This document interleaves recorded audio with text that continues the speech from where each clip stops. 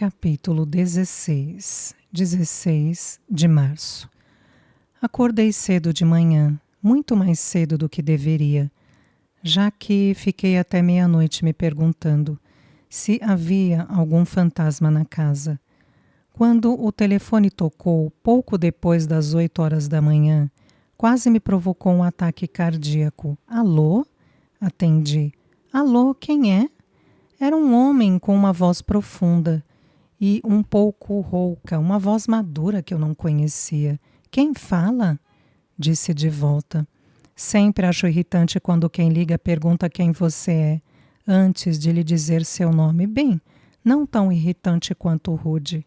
Estou tentando encontrar a senhora Emily Wilson, disse ele. Você está falando com ela e você é? Ele limpou a garganta. Elliot Hartley.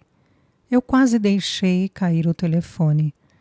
Mas o segurei, agarrei-o, como quem agarra a própria vida, com medo de que, se não o fizesse, Elliot desapareceria de volta, nas páginas do livro, onde sempre estivera.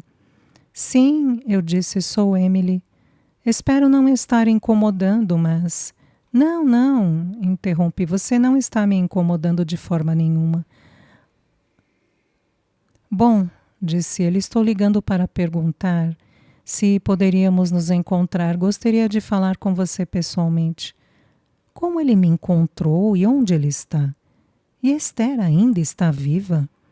E ele sabe de alguma forma que estava lendo o livro dela?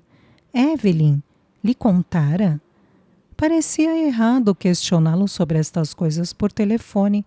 Seria bom, eu falei, quero dizer, seria ótimo. Estava esperando que nossos caminhos se cruzassem. Há alguma chance de que você possa vir me visitar hoje? Ele questionou. Há algumas coisas que eu realmente gostaria de conversar com você. Sim, assenti rapidamente. Ele me deu seu endereço que ficava em Seattle. Emily, espere, disse ele. Você sabe quem eu sou, certo? Sim, Elliot, eu sei. Você é o homem que minha avó amou. Um táxi me deixou no terminal da balsa. E foi só depois que cheguei no cais que me dei conta de que não havia avisado Jack de que não iria com ele para visitar seu avô naquele dia.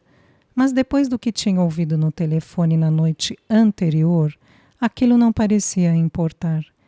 Na balsa pensei muito sobre Esther. Ela simplesmente fugira? Se assim foi, onde ela está? E se não, se sua morte, engoli em seco, foi algum jogo sujo, porque ninguém encontrou seu corpo? Corri pela lista de pessoas na vida de Esther. Meu avô certamente tinha um motivo. Raiva, vingança, inveja, talvez. Mas não importava o quanto eu juntasse as pistas.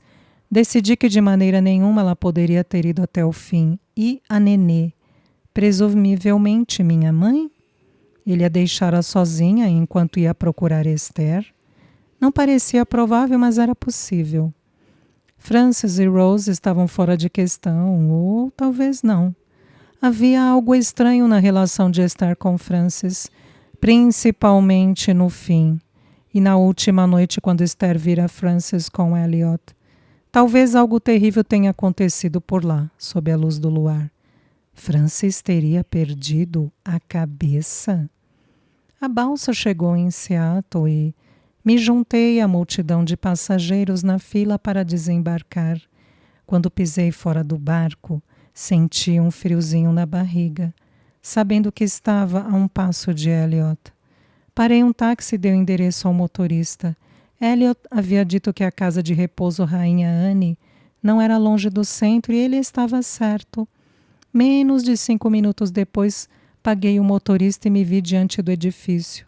Ficava em um bairro não muito longe, de onde Greg costumava me levar às vezes no verão.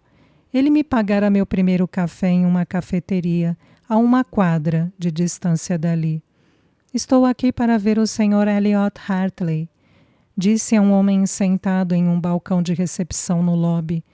Ele se inclinou sobre uma prancheta e olhou para mim com uma expressão confusa. Desculpe-me, minha senhora, não há ninguém com este nome aqui. Senti minhas palmas se umedecerem e meu coração começar a bater mais rápido. O que você quer dizer? Deve haver algum engano, acabei de falar com ele. E ele disse que morava aqui no... Olhei o número do quarto que eu havia escrito em um pedaço de papel, o quarto 308. O homem deu de ombros. Gostaria de poder ajudá-la, disse ele, mas esse nome não está na lista. Alguém estaria fazendo alguma brincadeira cruel comigo? Espere, disse, não querendo ceder ainda. Você poderia verificar novamente? E então a mulher saiu de trás de uma cabine. Ed, disse ela, há algum problema aqui? Ele deu de ombros novamente. Ela está perguntando por um morador que não mora aqui. Ela caminhou até o balcão e me dirigiu um olhar interrogativo. Quem você está procurando, querida? Seu nome é Elliot Hartley, eu disse. Tudo bem, deixe-me ver.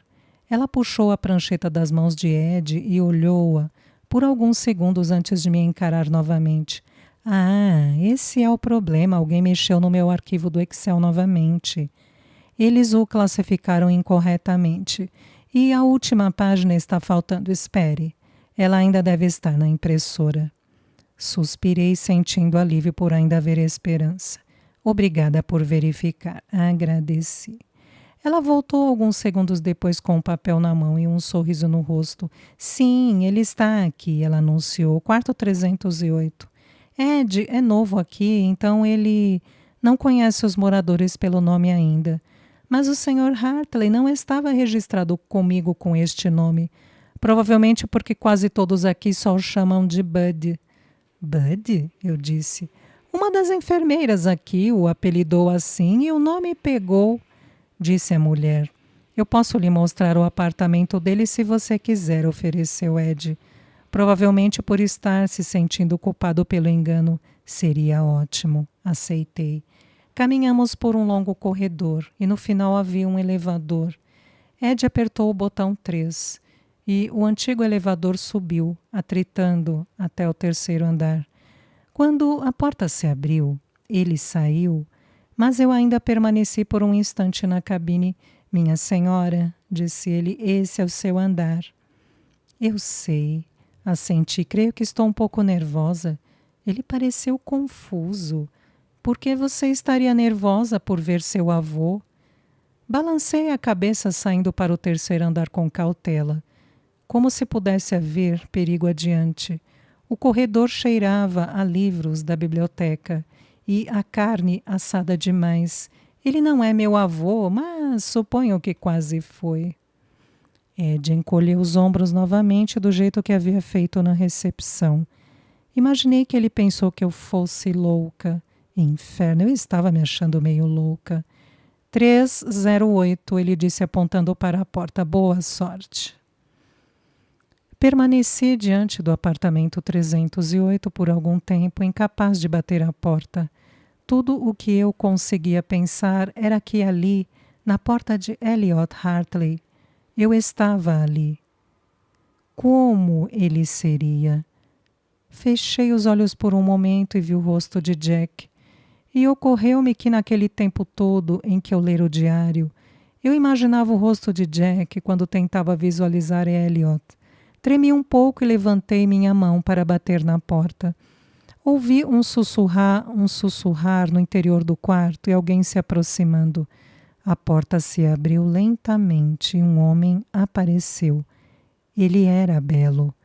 E não apenas bonito para alguém com 80 anos, mas belo, pura e simplesmente, mesmo com cabelos grisalhos e pele enrugada. Estou tão feliz que você veio, disse ele. Ele se encostou na porta apenas olhando para mim, com olhos escuros e quentes, da maneira que deveria olhar para minha avó. Eu sabia quando a vi no cemitério que você era a neta dela, ele disse. Jack não teve que me dizer qual era você, eu sabia. Senti o calor subir ao rosto. Claro que Elliot é o avô de Jack. Como não liguei os pontos em primeiro lugar? Que estranho, maravilhoso e confuso. É notável a semelhança, continuou ele. Parando por alguns segundos, é como se eu estivesse olhando para ela. Sorri nervosamente, mas não disse nada. Bem, olhe para mim, parado aqui, comentou ele. Por favor, entre. Seu apartamento era pequeno e limpo. Havia uma pequena cozinha e uma sala de jantar minúscula, ao lado da sala de estar, que era suficiente apenas para um pequeno sofá e 2 cadeiras. A um canto ficavam o quarto e um banheiro. Sinta-se em casa, disse ele, apontando para a cadeira, ao lado da janela. Em vez disso, caminhei até uma parede, cheia de fotos emolduradas, em sua maioria imagens de bebê e retratos de família. Mas foi a foto do casamento em preto e branco que me chamou a atenção. Uma de Elliot e sua noiva. Uma noiva que não era, tanto quanto eu poderia afirmar, Esther. Sua esposa, disse a ele, ela ainda está viva? Ele balançou a cabeça. Ela morreu há 11 anos. Não consegui detectar nada em sua voz que me dissesse que ele se importava com ela ou que sentia a falta dela. Mas fora uma pergunta simples e ele dera uma resposta simples. Você provavelmente está se perguntando se eu a amava. Ele prosseguiu, minha esposa, se eu a amei como amei sua avó. Era o que eu estava pensando, mas não me atrevi a dizer em voz alta. Eu amei Lilian, sim, ele assentiu.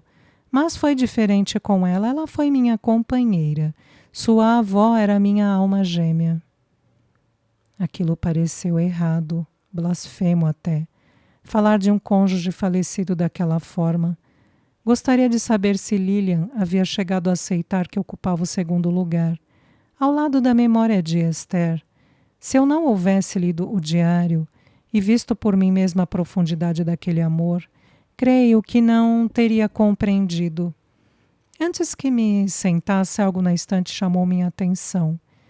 Entalada entre uma Bíblia e um romance de Tom Clancy, havia a lombada azul escura de um livro. Meu coração acelerou quando estendi minha mão para a prateleira. Você se importa?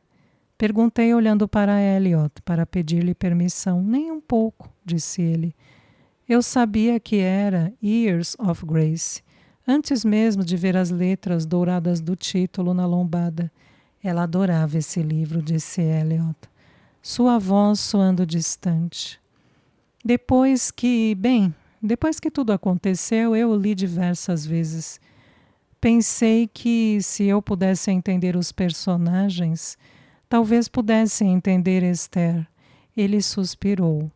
Mas, ao final, tudo começou a ficar mais diluído, tal como ocorre com uma história quando você lê muitas vezes ao longo da vida. Elliot, falei sentando-me no sofá, o que aconteceu? O que realmente aconteceu com minha avó? Eu sei que você quer entender, disse ele, e é por isso que eu queria que você viesse aqui hoje. Ele se levantou e caminhou até a cozinha. Aceita um chá? Claro, respondi. Ele encheu uma daquelas vasilhas elétricas com água e então a conectou na tomada. Deixe-me começar dizendo que ninguém poderia contradizer sua avó. Ela era apaixonada, obstinada, determinada. Se ela tinha uma ideia sobre algo na cabeça, então era aquilo. Endireitei-me na cadeira. Pensei em Jack por uma fração de segundo e perguntei-me se eu havia julgado erroneamente o cenário na outra noite. Será que tirei conclusões precipitadas como Esther o fizera? Estou geneticamente ligada a ponto de repetir a história? Estávamos noivos, Elliot, continuou, sua avó e eu. Eu reduzi gastos e economizei ao máximo para lhe comprar aquele anel, mas houve um mal-entendido. Ela pensou que eu estava vendo outra pessoa, outra mulher em Seattle. Você estava? Ele pareceu horrorizado. De jeito nenhum. A mulher com quem ela me viu era uma velha amiga, dona de um apartamento na cidade. Ela também estava noiva. E o vendeu para mim bem abaixo do valor de mercado. Sua avó sempre quis um apartamento na rua Marion, com grandes janelas e um aparador. Era maravilhoso aquele lugar. Eu queria surpreendê-la no dia do casamento, mas ela foi precipitada. Por que você não explicou? Por que você apenas não contou a ela sobre a surpresa? Eu tentei, ele disse, mas não havia como racionalizar com Esther. Lembrei-me da cena do livro, da raiva nas frases de Esther, o desespero em seus olhos enquanto ela estava lá na beira da rua. Ou pelo menos essa era a maneira como eu havia imaginado. Então ela rompeu o noivado e acabou? Sim, foi isso que aconteceu. Ele parecia abatido, como se a ferida ainda estivesse aberta. Como se mesmo depois de 65 anos ele ainda não tivesse descoberto o que dera errado. Ou por quê? Ou se ele poderia ter feito algo diferente para alterar o curso do tempo. E ela se casou com outra pessoa? Ela se casou, disse ele de novo, olhando para as mãos, descansando no colo uma sobre a outra. Eu fiquei irritado com ela por muito tempo e a fiz pagar. Namorei metade das mulheres de Seattle e as trazia até a ilha e desfilava com elas, esperando que Esther notasse. Mas quando ela não o fez, parti para a guerra. Porém, também não fui capaz de escapar dela lá. Ela atormentou meu coração no sul do Pacífico. Ela era tudo em que eu pensava e com quem eu sonhava. Ela estava em cada pedaço do meu ser. Mas você lhe enviou cartas enquanto estava na guerra, certo? Apenas uma vez, ele disse, sua voz cheia de emoção reprimida. Preocupava-me com a ideia de que seu marido pudesse encontrá-las. Não queria me intrometer, mas tinha que lhe contar meus sentimentos na hipótese de que não voltasse. Eu sei o que aconteceu quando você voltou, falei. Você sabe? Sim, disse, eu li a história. Ele pareceu confuso. Que história? A história que ela escreveu sobre a vida dela em seu diário, de veludo vermelho. Você não sabe sobre isso? Não, ele disse. E não estou surpreso. Esther sempre escreveu as histórias mais bonitas. Ela queria ser escritora, uma escritora profissional. Ele parou por um momento. Essa história, continuou ele. Posso vê-la? Não a tenho comigo, disse, mas posso lhe enviar uma cópia. Você poderia? É claro. Não vejo nenhuma razão pela qual ela não quisesse que você a visse. Ela o amou, mesmo depois que... Hesitei, questionando minha intenção de confrontá-lo sobre os detalhes da história. Talvez você possa me ajudar a identificar as pessoas na história. Tentarei, Esther. Fiquei assustada. Elliot, você me chamou de Esther, eu sou Emily. Ele balançou a cabeça como se repreendesse a si mesmo. Sinto muito, é só que todas essas lembranças... Está tudo bem, respondi. No diário, ela chama suas melhores amigas de Frances e Rose. Elas poderiam, por acaso, ser... Evelyn é Rose, disse Elliot, sem dúvida. Você não viu no programa de seu funeral? Seu nome do meio é Rose. Todos a chamavam assim naquela época, concordei. E Frances é, ele continuou. Minha tia, eu disse. Ela é minha tia, não é? Sim. Naquela época ela costumava ser chamada de Frances, seu nome de batismo. Só começaram a chamá-la de Bee muitos anos depois. Então você... Fiz uma pausa para considerar o que estava prestes a dizer. Você e minha tia foram... Ele sabia exatamente o que eu queria dizer e não fez qualquer tentativa para refutar a ideia. Os próximos segundos de silêncio, enquanto ele reunia seus pensamentos, disseram-me que havia algo complicado na história dos dois. Comecei a entender de alguma forma a bagagem emocional que minha tia havia carregado por todos aqueles anos. Vi tudo aquilo se acumulando nos olhos de Elliot. Ele suspirou, como se tivesse esperado que a conversa não se voltasse para Bee. Mas agora que ela havia se voltado, teria que me contar toda a história. Para mim nunca houve mais ninguém exceto Esther. Todas as outras mulheres eram apenas paisagem. Mas Frances, ele fez uma pausa. Frances era diferente, ela era tão diferente de Esther. E por um tempo entreguei-me ao conforto disso. Sua tia nunca quis se apaixonar por mim.